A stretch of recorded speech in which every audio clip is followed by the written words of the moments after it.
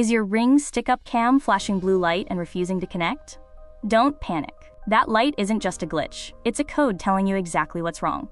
Whether it's stuck in an update loop, charging, or failing to find Wi-Fi, I'm going to show you how to decode the flash and fix it in 3 simple steps. Let's start by identifying the light pattern, as the speed and rhythm are crucial. First, look at the pattern. If the small light is pulsing slowly on and off, your camera is in setup mode. This is normal if you just turned it on. If it flashes blue, pauses for 2 seconds, and flashes again, stop. Do not unplug it. This means a firmware update is in progress. Interrupting this update can break your camera permanently. Just wait 15 minutes for it to finish.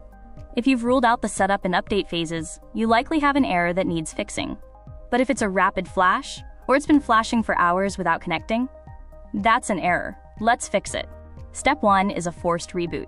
If you have the battery version, pop the battery out. Wait a full 30 seconds. If wired, unplug it from the wall. Still flashing rapidly? Ring stick-up cams often struggle with 5 GHz networks. Ensure your phone is connected to the 2.4 GHz band before you try the setup process again.